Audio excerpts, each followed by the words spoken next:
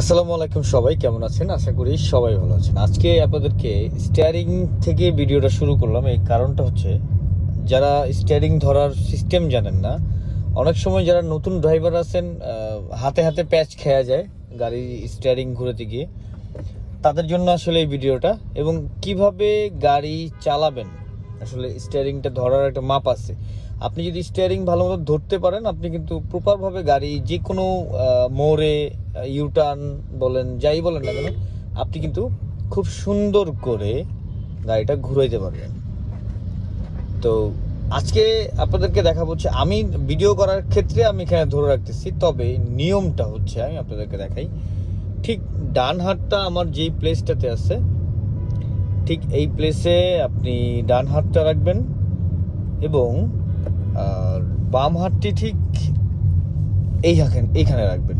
এটাকে যদি আমি ঘড়ির কাঁটা হিসাবে যদি বলি, ঘড়ির কাঁটা চিন্তা করে, তাহলে আপনি ধরতে পারেন 2 নাম্বার ঘড়ির 2-এর কাঁটার দিকে এবং 9-এর দিকে।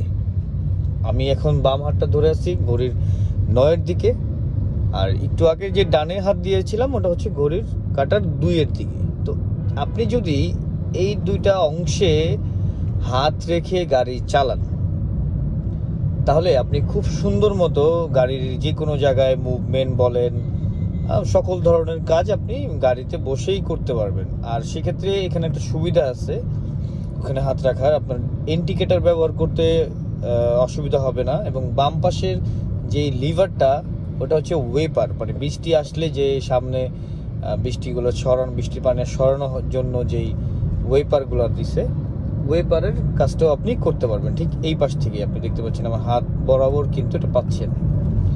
তো আজকে এই পর্যন্তই। ভিডিওতে যদি আপনার কোনো কিছু উপকার হয়ে থাকে বা আপনি যদি নতুন হয়ে থাকেন, তাহলে অবশ্যই আমার এই চ্যানেলটি সাবস্ক্রাইব করে রাখতে পারেন, যাতে এই ধরনের ভিডিও আপনি দেখতে পান এবং আপনার কাছে এই ধরনের ভিডিও গেলে আপনি নতুন নতুন জিনিস শিখতে পারবেন।